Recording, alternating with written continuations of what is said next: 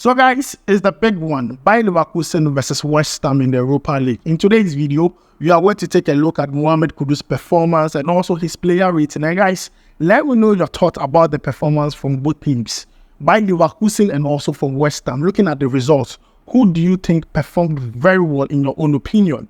Put everything aside. Let me know who you think performed well in your own opinion.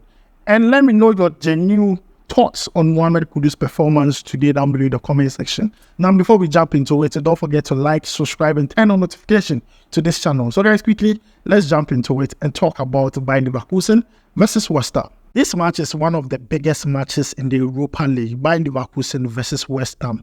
Bayern Leverkusen this season, as we already know, are running riot. They have not lost any game this season. They have a good squad and also have a good coach. West Ham, on the other hand, in the EPL, have on and off days. They are doing well one time, another time they are not doing well. And today, they meet up with Bayern Leverkusen, la creme de la creme. The team that is unbeatable this season in Europe. Yes, Bayern Leverkusen. And West Ham went with a game plan, which I found very interesting because they went in with a game plan not to possess the ball, but then defend and hit Bayern Leverkusen on the counter. It worked in the first half. The first half, we saw them closing in the spaces. They were very compact. They were very focused. And they defended as a unit. West Ham were very good in the first half. When it comes to the defensive abilities, I was really impressed with the way they played in the first half. How they played, how they defended. It was excellent in the first half. Only for them to go back and then return for the second half. Bayern Leverkusen changed everything. And let me tell you one thing. Bayern Leverkusen won that game off the bench. The coach was tactically good. This is what we mean by bringing in substitutes to make impact in the game. Now, when the second half started, West Ham went back to their default setting, their default tactics, but defending by staying compact, by making sure that, they don't hold too much of the ball, but then they allow Bayern Leverkusen come at them, then they can defend and then give the ball to either Mohammed Kudus or Antonio. It was working for them in the first half. Second half, some part of it was working. Then Alonso did some tactical changes. He brought in players from the bench and they changed the game. All the goals that were scored in the game today for Bayern Leverkusen are players who came off the bench, Rahman and also Boniface. Now, when they came in, they changed the dynamics of the game. They stretched West Ham just to make sure that they created spaces for them. And that was how Bayern Leverkusen were able to penetrate into that compact defense of West Ham. Today, Mohammed Kudus started for West Ham. Most people would think, this is a big game. Mohammed Kudus needs to show up. But then he is following tactical instruction from the coach. They need to play as a team. And once again, Leverkusen walked away with the win with all 3 points because tactically they won that game off the bench. The coach was tactically good to bring in players to impact the game. The likes of Boniface, the likes of Rahman, they came into the game and changed the game totally. Now, Mohammed Kudus' performance, let's talk about it. Now, let's jump into it and talk about Mohammed Kudus' performance in numbers. In that game, Mohammed Kudus played 86 minutes. He had one shot on target. Dribble attempted successful was 3 out of 4. Total touch 44. Accurate passes 15 out of 18, accumulating to 83%. Long ball successful was 1 out of 1. Ground balls 1 was 13 out of 21. Aerial balls 1 was 1 out of 1. He was rated 7.4 by SofaScore. And I'm not going to blame Mohammed Kudus too much because I feel he was following tactical instruction as to not holding the ball too long, because if you look at the game, West Ham were conceding possession too much in that game.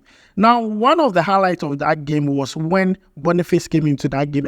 A lot of us, Ghanaians and Nigerians, will be looking for this particular key battle, Boniface versus Mohammed Kudus. But then, at the end of the day, Boniface scored a goal, Mohammed Kudus didn't. So yes, Boniface has won over Mohammed Kudus. And not only that, when Boniface scored his goal, he went in to do the Mohammed Kudus celebration. Hey, Boniface, he's an agenda boy.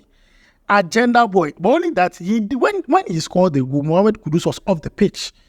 It would have been more salvage if Mohammed Kudus was still on the pitch. And in an attempt to go and do Mohammed Kudus' goal celebration, he nearly slipped. But then at the end of the day, he did what he had to do. He celebrated and did the Mohammed Kudus goal celebration. This guy took the Ghana versus Nigeria thing so serious. Boniface took it so serious, took it to another level. But guys, this is how I saw the game, how Mohammed Kudus performed, how West Ham performed.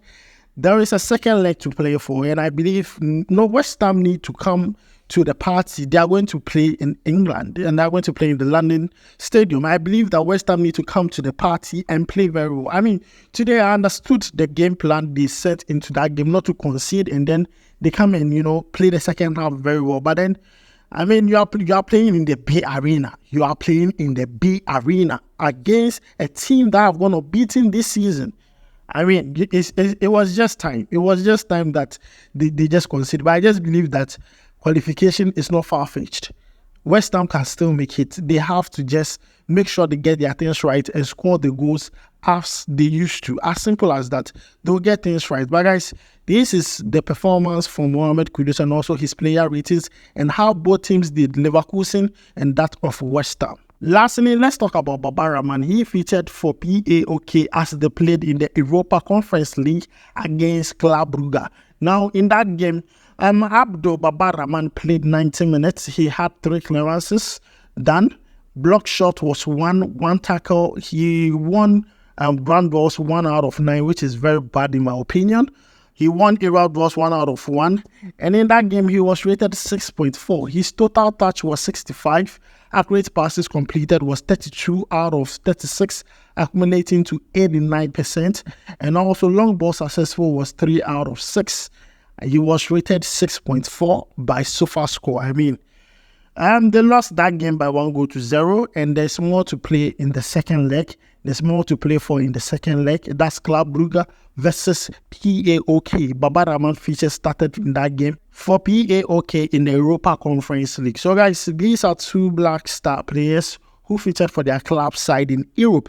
Let me know your thoughts about their performances, the performances from them as an individual, and also performance from their teams they played for. Because for Rahman, he featured for PAOK against Club Brugge, where PAOK lost by 1-0. On the other hand, Mohammed Kudus started for West Ham whilst they lost to Bayern Leverkusen by 2-0.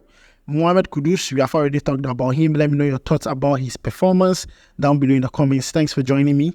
My name is Adam. I'll make sure to see you in the next one. Charlie, we go vibe.